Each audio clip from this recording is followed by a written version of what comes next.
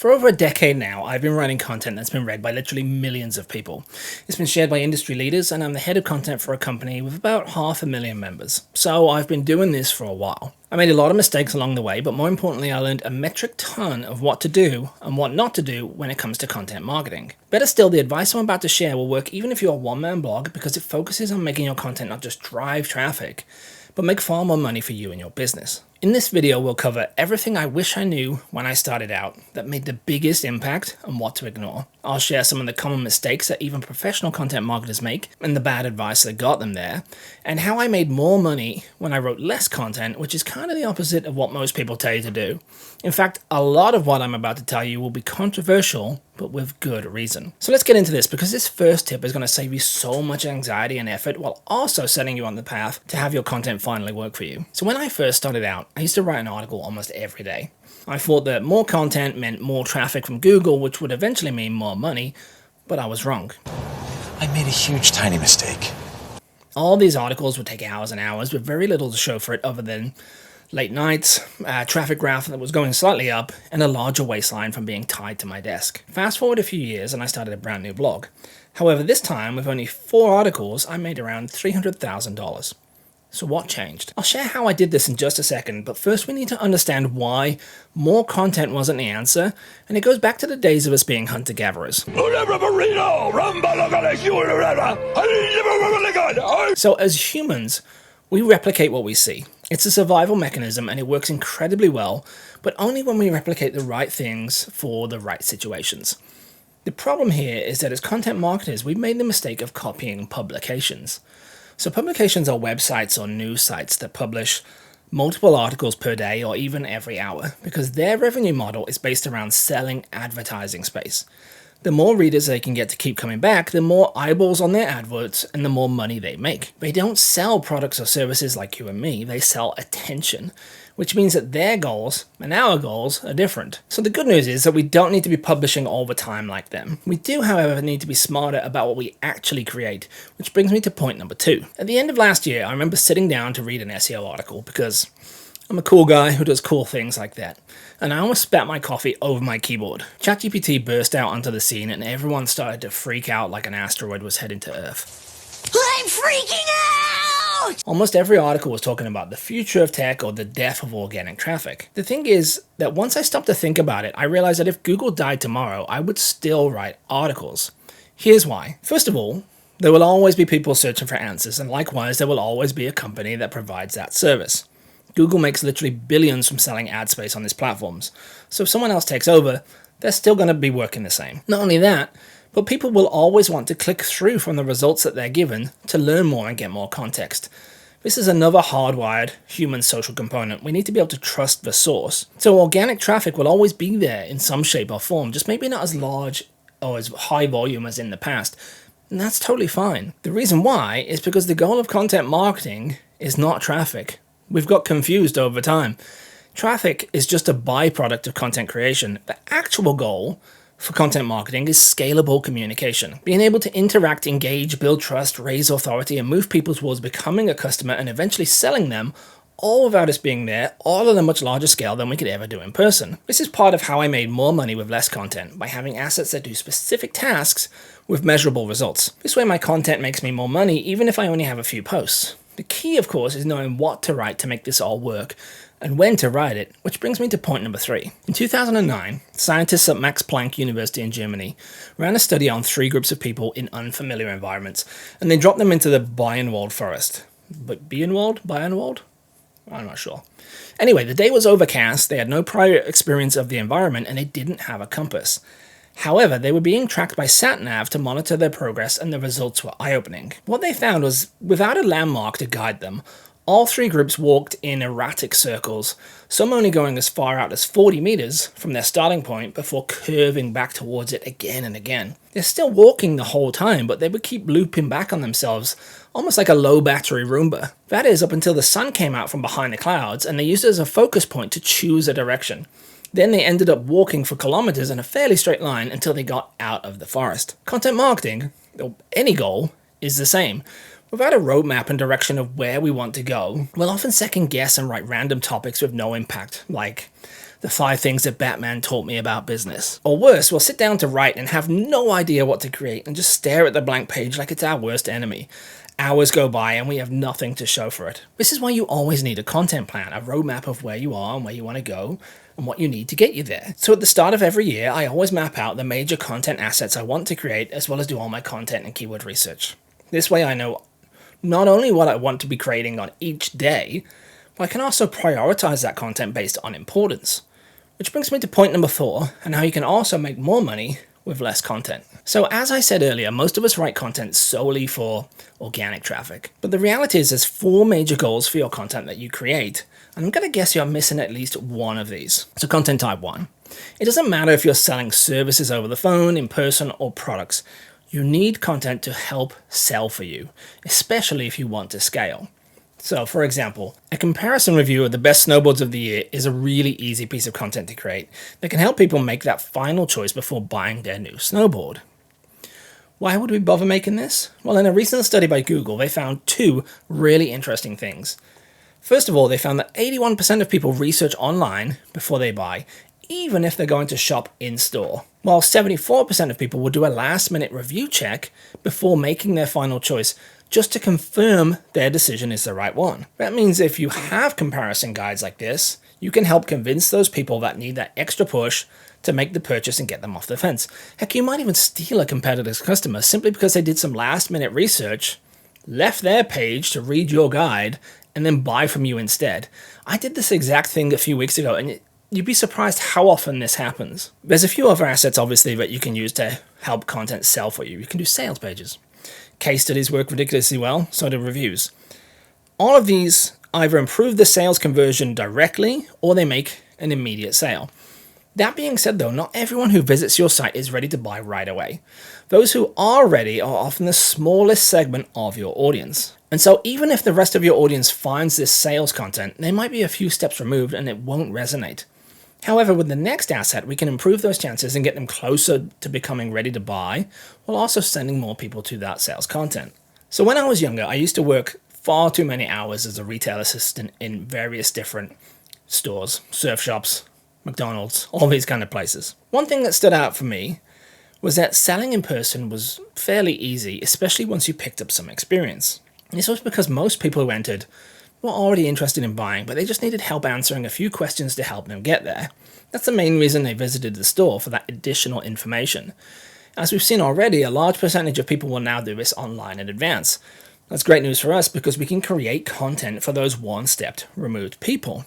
But what should we be creating? Well, once you help your customers for long enough, you start to realize you're saying the same things again and again, mainly because it's the same questions every time. If we go back to the snowboarding analogy, people would often want to know how to improve their skills or do certain tricks, how to do their first 360 or something like that. The reality was, why they struggled with these tricks is because they were on really old snowboards that weighed 12 to 15 kgs, and that's why they struggled to do jumps or tired out really quickly.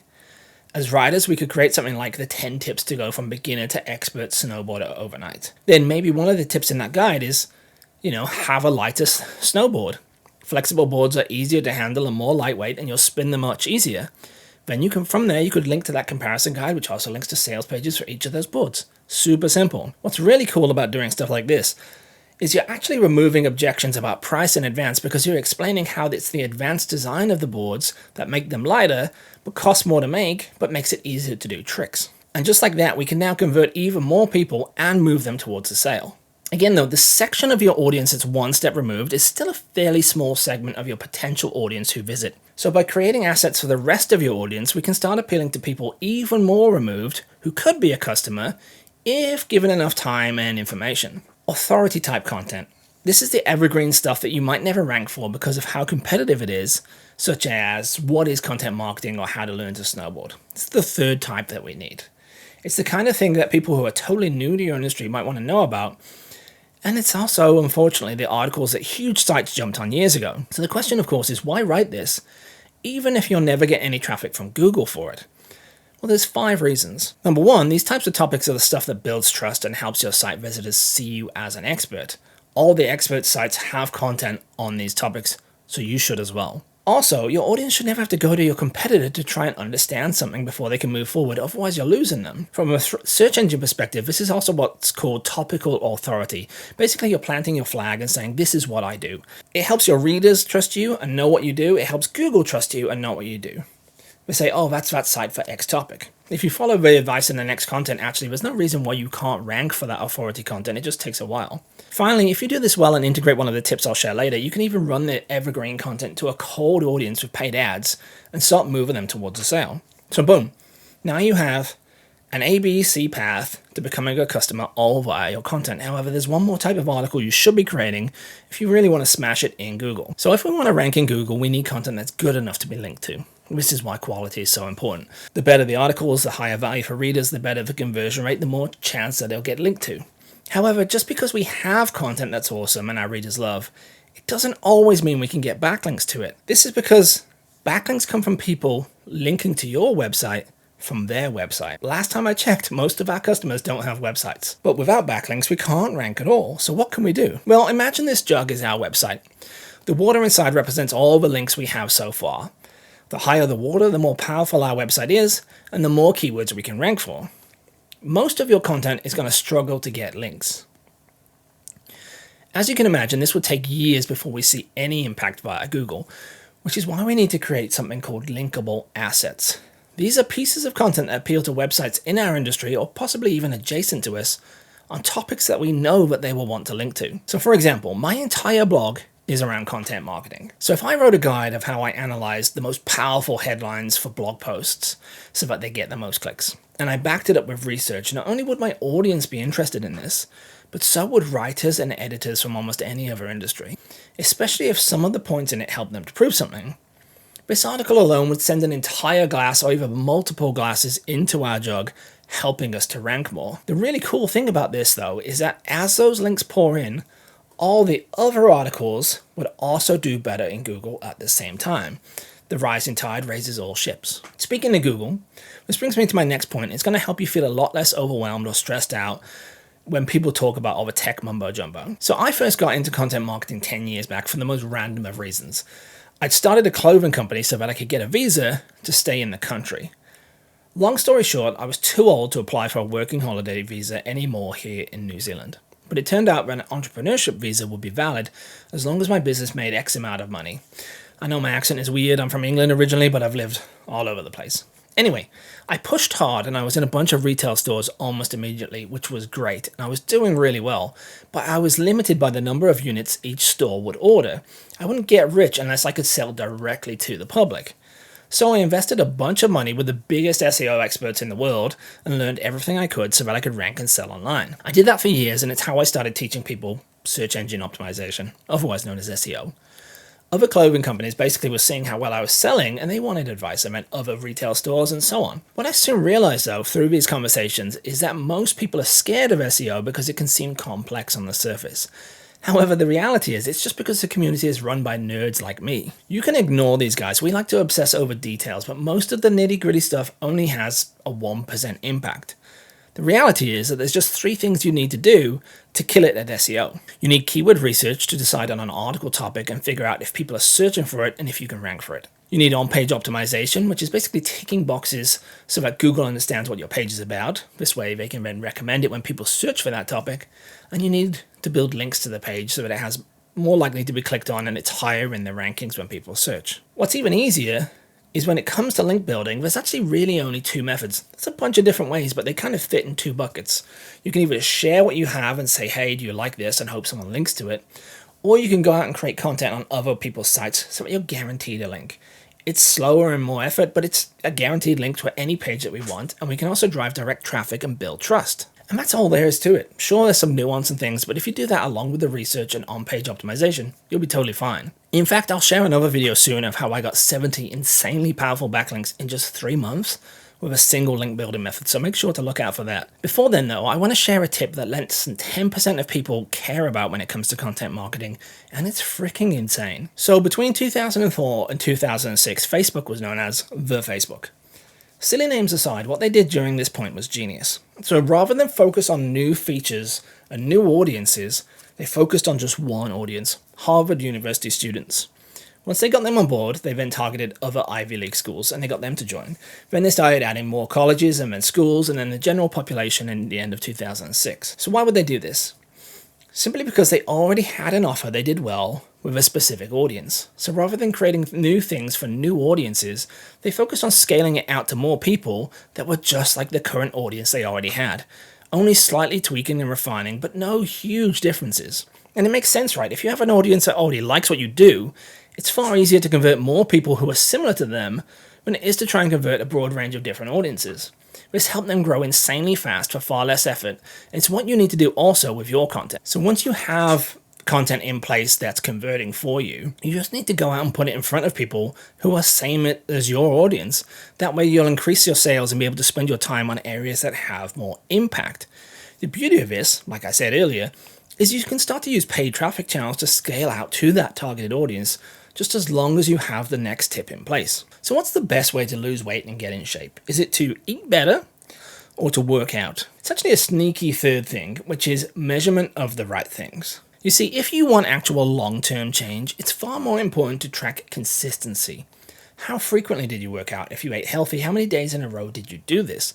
This small habit of tracking how often you do the right thing will actually make it far easier to achieve your goal, because this way you'll be doing the other task without even realizing, but you'll also be doing it for a much longer period of time for a larger impact. Content marketing is the same, and a lot of us track the wrong things. For example, everyone focuses on traffic, right? But did you know that if your website load time is 4 seconds or longer, you lose around 43% of that traffic? Basically, they get frustrated waiting for it to load, and they just leave. So like a revolving door, they're gone. On paper, it looks like you might have 1,000 visitors, but really, you lost 430 of them before the page even loaded up. As you scale up, the loss is worse. 10,000 visitors is 4,300 lost. But by fixing this, you'll see a similar impact as if you wrote 20 new articles. This is the stuff you want to be looking at measuring, the things that have the biggest level of impact. I have another video on this coming soon as well. Anyway, another example. So paid ad guys know this, but most content marketers don't, and it's kind of crazy. If you really want to pull ahead, especially as a small team or a one-man blog, you need to know exactly how much a visitor to your site is worth to your business. This way you know how much you can afford to spend to get visitors to you and not have to do it all manually. If it costs less to get new people there, then you can start driving cold traffic to articles. The readers become subscribers who then become customers. More importantly, you can focus on improving the conversion rate at each point and see the compound effect. So without getting too deep into math or anything, let's do a simple example. Imagine you've got 1,000 visitors a month, 5% of them become email subscribers. If you were to improve your opt-in rate by just 1% from 5 to 6%, it would be the same impact as if you increased your traffic by 20%. So which do you think is easier to do? A 20% traffic growth, from actually writing content, or just improving that lead magnet by 1% better? It's crazy, right? And because now you're getting more emails, it also has an impact on your sales. So not only does this mean your business can thrive on less traffic, but it's insanely profitable as you scale up further. Speaking of scaling up output, this brings me to our next point. So now you know what's holding you back in terms of the types of content you need to create, the strategies to integrate, the strategies to avoid. The question, of course, is how do you create this content? More importantly, how do you create content that avoids the issues that even professional writers still struggle with? Because the bad news is, if you can't get past these content creation and quality issues, nothing I've shown you in this video will work. The good news is I have a video on it, so watch this video next to learn the 3 things you need to do if you want your content to be faster and easier to create than ever before, while also blowing your audience's mind with how good it is.